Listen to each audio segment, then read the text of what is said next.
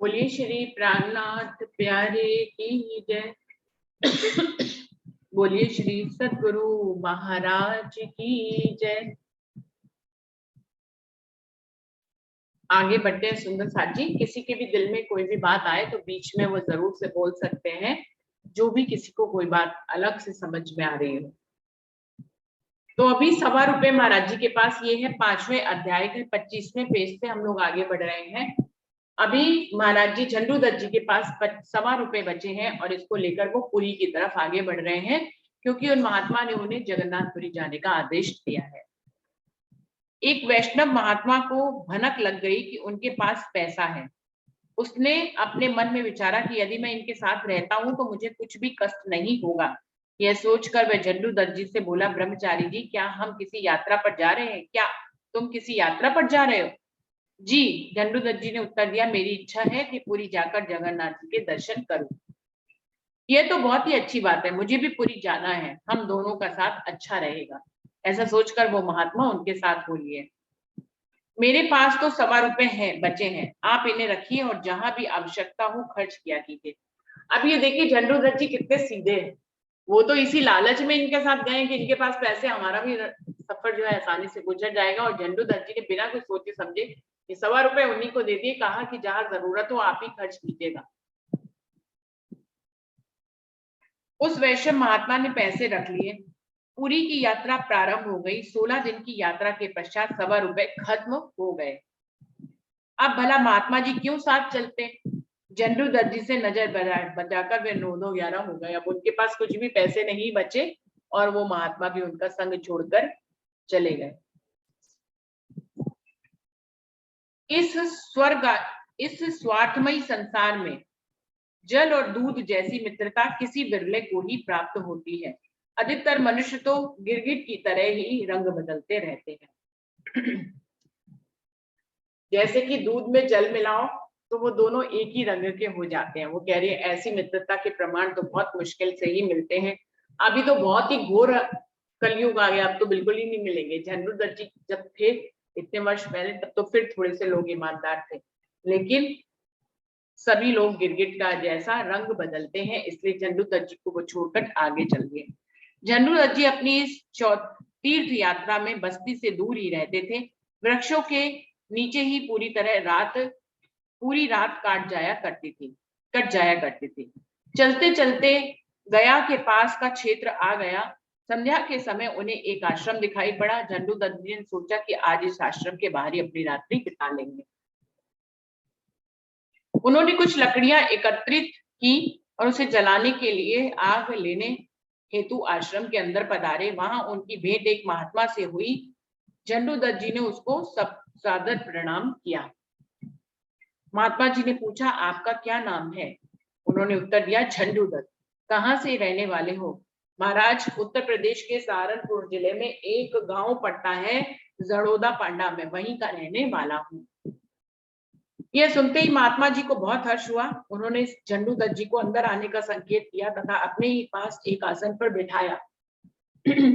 बहुत ही गदगद स्वर में महात्मा जी कहने लगे, मैं भी उत्तर प्रदेश का ही रहने वाला हूँ। सामाजिक संबंधों की दृष्टि से तुम मेरे भाई लगते हो। मैं चिमाऊ का रहने वाला हूँ। अच्छा, यह तो बताओ कि तुम इधर कैसे आ गए? झंडू दत्त जी ने उन्हें अपना संपूर्ण वृत्तांत सुना दिया कि किस प्रकार उनके हृदय में वैराग्य पैदा हुआ और उन्होंने किस प्रकार गृह का त्याग कर दिया। यह बात सुनकर महात्मा जी ने झंडू दत्त जी का बहुत ही सत्कार किया। उनके पास एक सिद्ध किया हुआ कमंडल था। उसकी विशेषता यह थी कि चाहे उसमें कोई कितना भी भोज्य पदार्थ निकालता रहे, वह कभी खाली नहीं हो सकता था। भोजन भर लेने के पश्चात उसे पुनः धोने में दबा दिया जाता था। तो इस प्रकार का कमंडल उनके पास था, जो एक तरह से चमत्कारी कमंडल था। तो उसमें कुछ भी भोजन निकालो वो आप बराबर उससे निकाल सकते थे। महात्मा जी ने झंडू दत्त जी को धूने में पकाया हुआ भोजन करवाया और उनका स्वाद बहुत अधिक था। रात सुख पूर्वक बीती।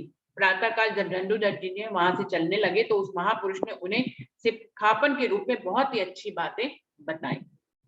उन्होंने स्नेह भरे शब्दों में कहा, एक सिखापन उन्होंने दी जो झंडू दत्त जी के आगे बहुत काम आएगी। उन्होंने बड़े ही प्रेम भरे शब्दों में कहा, भाई यदि तुम साधना का सच्चा आनंद लेना चाहते हो तो इन 4 बातों का ध्यान रखना। पहली बात तो ये कि तुम अपनी सामान्य आवश्यकता से अधिक कभी भी वस्त्र आदि का संग्रह ना करना। दूसरी बात यह कि हमेशा ही सच्चे महात्माओं की संगति में रहना। 2 अन्य महत्वपूर्ण बात यह है कि स्त्रियों के हाथ से कभी भी दूध, दही, गुड़ और पान न लेना। यदि कोई स्त्री अकेले में भोजन करने के लिए घर पर बुलाए तो भूल कर भी ना जाना। इन अनमोल वचनों को शिरोधार्य करके झंडू दत्त जी वहां से चल दिए।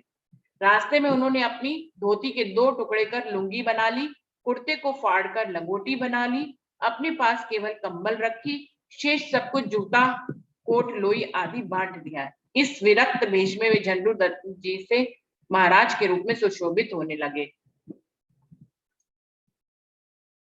तो इन 4 बातों का क्या मतलब है? सुंदर साथ जी कोई बताएंगे कि किस तरह से उनको ये 4 शिक्षाएं उन महात्मा जी ने दी और ये उनके आगे बहुत ही ज्यादा काम आई। तो ये 4 शिक्षाओं से हमें भी क्या शिक्षा मिलती है? सुंदर साथ जी कोई बताएं।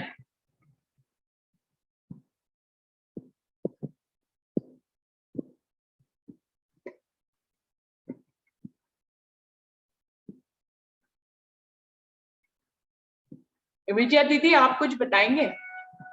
हाँ वर्षा आप आए हो, आप बताओ। वर्षा पहले आप बताओ।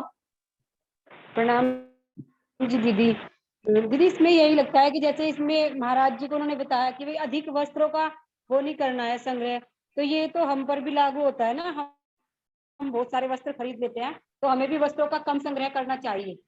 और ऐसे ही उन्होंने कहा कि भाई किसी माई के हाथ का गुड़ मीठा, तो इसका मतलब है कि हमें भी मीठे से परहेज रखना चाहिए, क्योंकि मीठे अगर हम अधिक खाएंगे तो हमारा मन चंचल हो जाएगा और चितवन में या ध्यान में या फिर वाणी इसमें नहीं लगेगा और इधर उधर विकारों में ही भागता रहेगा। तो ये सारी चीजें इस तरह से जैसे उन्होंने महाराज जी को कही है, इस तरह से ये हम पर भी लागू होती हैं कि हमें भी इस तरह से अपने मन पर कंट्रोल रखना चाहिए। और जैसे उन्होंने कहा है कि भाई तुम्हें अच्छे साधु का संग करना चाहिए, इस तरह से हमें भी सत्संग करना चाहिए, राज्य की वाणी से जुड़ना चाहिए। इसी तरह से हमें भी जैसे उन्होंने महाराज जी को कहा कि भाई को जुड़ना चाहिए, क्योंकि यदि हम आवश्यकता से अधिक चीजें इकट्ठी करेंगे तो हमारा उसमें ही मन लगा रहेगा। एक बार वैसे भी मैंने इसमें कथा में सुना था कि यदि हम अपनी अलमारी खोलकर 10 मिनट सोचें कि आज मैं क्या पहनूं क्या नहीं, तो समझ लीजिए कि आपके पास कपड़े ज्यादा हैं और उनको कम कर देना चाहिए। ये बात मैंने एक बार एक चर्चा में सुनी तो मुझे वो बहुत अच्छी लगी। मैं कहा बिल्कुल सही है, ये बात अगर ज्यादा है तभी हम सोचेंगे, अगर कम होंगे तो हम कोई उठा के पहन लेंगे। ऐसे ही समझ में आता है दीदी। प्रणाम जी। प्रणाम जी। और अभी हम सबके पास कितने कितने वस्त्र हैं? वैसे इस पे हम लोग अमल कहाँ ही कर पाते हैं। कोई भी नई ड्रेस होती तो अभी भी खरीद लेते हैं। कोई और सुंदर साथ कुछ और कहना चाहेंगे इस बारे में? ये जो उन्होंने कहा ये मीठे के लिए नहीं कहा, उन्होंने कहा स्त्री के हाथ से आपको भोजन नहीं करना है, ना ही किसी स्त्री के बुलाने पे उसमें एक घर में जाना है। क्योंकि यदि कोई महात्मा कितना भी बड़ा महात्मा हो, लेकिन यदि स्त्री के घर चला जाता है तो उसके ऊपर लाछन लग जाता है। भले चाहे उसने वो एक शुद्ध भावों से जा रहा हो, तो एक संसारिक नियम का उन्होंने उनको पालन करवाया कि स्त्री के बुलाने पर उसके घर में भोजन करने मत जाना, ना ही उसके हाथ से कोई मीठा गुड़ या पान मत खा लेना, क्योंकि इससे महात्मा के चरित्र पर कोई दाग लग सकता है। ये दुनिया जो है वो आंखों की फूटी हुई है, वो आपके सही कर्म को भी उल्टा कर कर देखती है। इसलिए उन्होंने कहा एक तो ज्यादा वस्त्र संग्रह नहीं करना, दूसरा संतों की ही संगत में रहना, क्योंकि संगत का बहुत बड़ा असर होता है। और स्त्री की संगत में नहीं रहना। कोई स्त्री यदि तुम्हें भोजन के लिए बुलाए तो कभी भी भोजन करने मत जाना।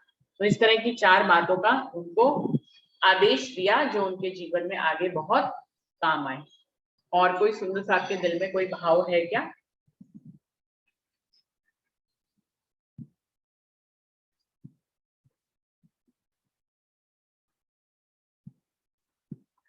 तो आगे बढ़ते हैं सुंदर साथ जी। उनके पहले ही वाक्यांश पे उन्होंने अमल कर दिया और अपनी धोती से ही जो है उन्होंने ऊपर का वस्त्र और नीचे का बना लिया और सारे अपने सामान को महाराज जी ने बांट दिया और वो एक महात्मा की तरह अब सुशोभित होने लग गए। अनावश्यक संग्रह अध्यात्म की राह में बहुत बड़ी बाधा है। आगे राजन स्वामी जी क्लियर कर रहे हैं कि अनावश्यक संग्रह अध्यात्म की राह में बहुत बड़ी बाधा है। आप एक फकीर भी हैं लेकिन आपके पास एक धोती भी है तो धोती में ही आपका मन अटक जाएगा।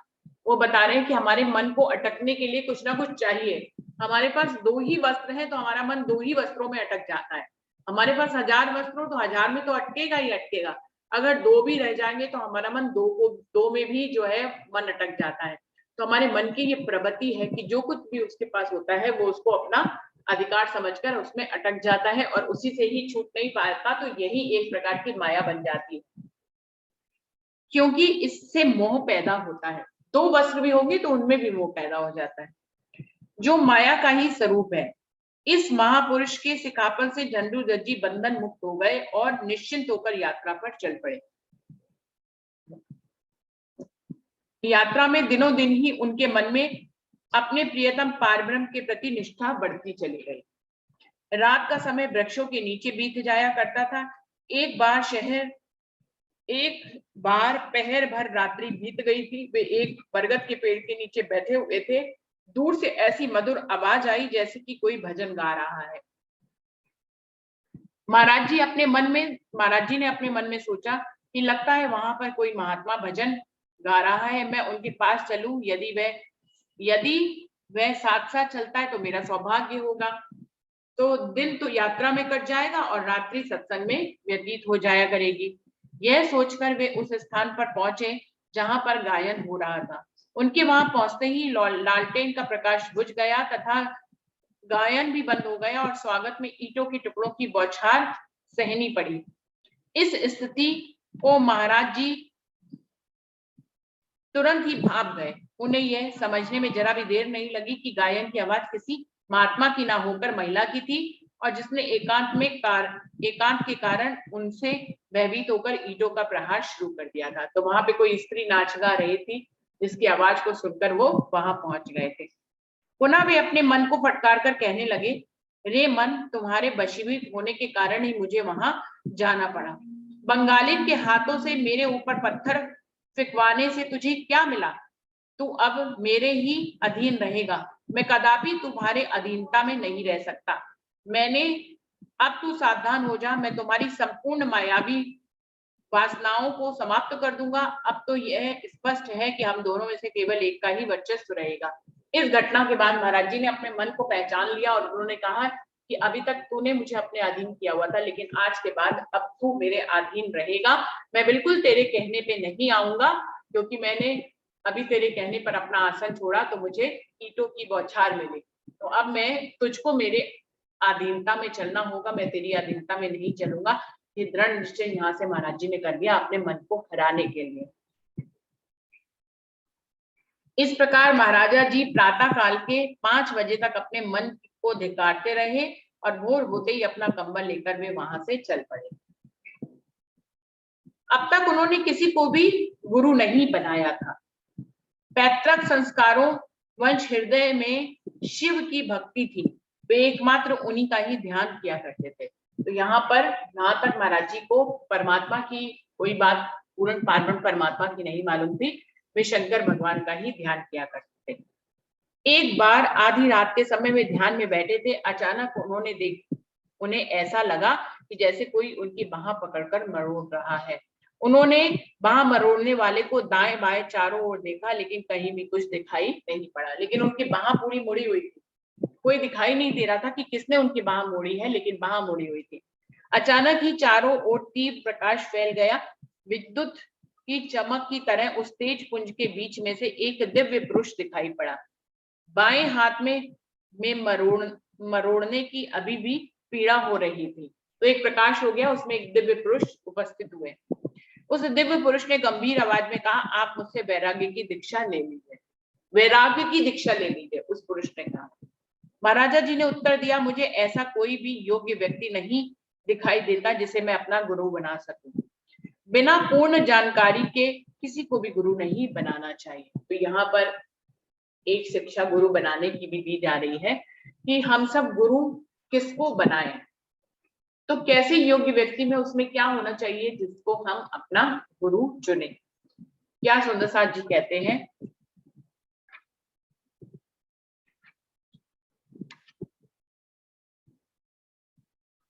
महाराज जी ने कहा मुझे ऐसा कोई भी योग्य व्यक्ति अब तक नहीं मिला जिसको मैं गुरु बना लूं, क्योंकि गुरु बिना जानकारी के नहीं बनाया जाता है। ये सुनते ही दिव्य पुरुष अंतर ध्यान हो गए। उस समय महाराजा जी को ऐसा अनुभव हुआ कि जैसे वे अपनी बाह को उनकी पकड़ से मुक्त करा चुके हैं। इस विचित्र घटना के पश्चात झंडूदत्त जी सोचने लगे कि मेरी बाह परोड़ने वाली शक्ति कौन सी थी। कम से कम उन्हें यह बताना तो चाहिए था कि मैं किसको गुरु करूं। इस चमत्कार में अवश्य ही कोई ना कोई रहस्य छिपा हुआ है। प्रातः काल होते ही वे वहां से चल पड़े और 2 दिन की यात्रा के पश्चात वे एक कुटिया में पहुंचे। उस समय संध्या का समय था। कुटिया के आसपास कई साधुओं के आसन लगे हुए थे। उनके साथ एक सन्यासिनी माता भी थी। महाराजा जी उनके पास पहुंचे और बड़ी विनम्रता पूर्वक बोले, माता जी आप सभी कहाँ की यात्रा पर जा रहे हैं? हम लोग जगन्नाथ जी की यात्रा पर जा रहे हैं, यदि मुझे भी अपने साथ रख लें तो बहुत ही अच्छा होगा। झंडूदत्त जी ने कहा, तुम प्रतिदिन कितने मील पैदल चल लेते हो? उन माता ने प्रश्न किया। उन्होंने कहा लगभग 17 मील। 17 मील महाराज जी एक दिन में चाहे पैदल चल लेते थे। हम लोग तो बड़ी कठिनाई से 3-4 मील ही चल पाते हैं। ऐसी स्थिति में हमारा आपका साथ नहीं चल पाएगा। आपके साथ वाले महात्मा लोग कहाँ गए हुए हैं? वे लोग बस्ती में भिक्षा लेने के लिए गए हुए हैं। कुछ समय के पश्चात साधु लोग भिक्षा लेकर आ गए और महाराजा जी ने उन्हें श्रद्धा पूर्वक प्रणाम किया और बोले, मेरी इच्छा है कि मैं आप लोगों के साथ ही यात्रा करूं। अकेले यात्रा में बहुत कष्ट होता है। वह तो बहुत ही खुशी की बात है कि आप हमारे साथ यात्रा करें। कल सवेरे ही आप हमारे साथ प्रस्थान करिएगा। उन्होंने जवाब दिया। इतना कहकर उन्होंने महाराजा जी को खाने के लिए थोड़ा सा खिचड़ी भी दी और उन्होंने यह भी कह दिया कि यदि आप चाहें तो हमारे पास ही अपना आसन भी लगा लीजिए। सच्चा साधु वही है जिसने अपनी जीवा को जीत लिया है और सभी अवस्थाओं में हमेशा खुशहाल रहता है। वह सुख दुख मान अपमान सबको एक ही दृष्टि से देखता है। ये एक महात्मा की पहचान है, राजा स्वामी जी कह रहे हैं, जो दुख और सुख में समान रहता है और सबको एक ही दृष्टि से दिखता है। प्रातः काली उस साधु मंडली के साथ महात्मा जी यात्रा पर चल पड़े। संध्या काल होने पर सभी एक ग्राम में भिक्षा मांगने गए। भिक्षा देने वाले सेठ ने 4 महात्माओं में से मात्र 2 के लिए ही भिक्षा दी। झंडूदत्त जी अपने साथ एक अन्य महात्मा को लेकर आगे बढ़ गए ताकि उस सन्यासिनी माता और साधु के महात्मा जी को भी भिक्षा मिल जाए। रास्ते में एक खेत में आलू की खुदाई हो रही थी। खेत के स्वामी उस किसान ने उन्हें आदर पूर्वक बहुत अधिक मात्रा में आलू दिए। उस आलू को उबालकर महाराजा जी ने साथी महात्माओं के साथ भोजन किया तथा थोड़ी मात्रा में सन्यासिनी माता के लिए भी बचा ही लिया। थोड़ी ही देर में वह सन्यासिनी आ धमकी और झंडूदत्त जी के साथी महात्मा को चलने का आग्रह करने लगी। उस महात्मा जी ने जाने से साफ मना कर दिया और बोले, मेरा तुम्हारा कोई भी संबंध नहीं है, मैं तुम्हारे साथ नहीं रह सकता हूँ, मुझे इस बारे में और कुछ ज्यादा नहीं कहना है। तो पहले तो वो सन्यासिनी उस महात्मा के साथ ही रहती थी, लेकिन पता नहीं क्या हुआ कि वो अभी दोनों में कोई लड़ाई सी हो गई। महात्मा जी के इन वचनों को सुनकर वह माता बहुत ही दुखी हो गई और वापस लौटकर उसने यात्रा का अलग ही मार्ग पकड़ लिया। सूर्योदय तक झंडूदत्त जी तथा उनके साथी महात्मा ने उस माता के आने की बाट देखी। उसके न आने पर दोनों यात्रा पर निकल पड़े। कुछ ही दूर आगे जाने पर साधु और माता मिल गए, लेकिन महाराजा जी के साथी महात्मा ने उस साधु से कोई भी बात नहीं करी। दोनों में कोई लड़ाई हो गई और वो उनके साथ नहीं चल पड़े आगे। कुछ ही दूर आगे जाने पर सभी 2 वर्गों में होकर जा रहे थे। एक जगह सभी ठहर गए। वहां पर सन्यासिनी माता अपने साथी महात्मा के लिए भोजन लेकर आई, लेकिन उन्होंने भोजन करने से इनकार कर दिया। माता इस बात पर बहुत दुखी हुई और वह भोजन कुत्तों को दे दिया और वो स्वयं भी भूखी रहने लग गई। आज माता को भोजन किए हुए 3 दिन हो गए थे और 3 दिनों से महात्मा जी भोजन कर ही नहीं रहे थे, इसलिए वह भी नहीं खा पा रही थी। माता ने तो प्रण कर रखा था कि जब तक महात्मा जी भोजन नहीं करेंगे तब तक वह भी ग्रहण नहीं करेगी। यहाँ से चल करके सभी खड़गपुरी पहुंचे, जो बंगाल का एक प्रतिष्ठित गांव है। तो इस प्रकार से दो वर्गों में बंटकर ये लोग आगे बढ़े। अभी जगन्नाथपुरी जाना है, तो ये 5वां अध्याय यहाँ पर समाप्त हो रहा है सुंदर साथ जी, और 31 चौपाई यहाँ पर हो गई है।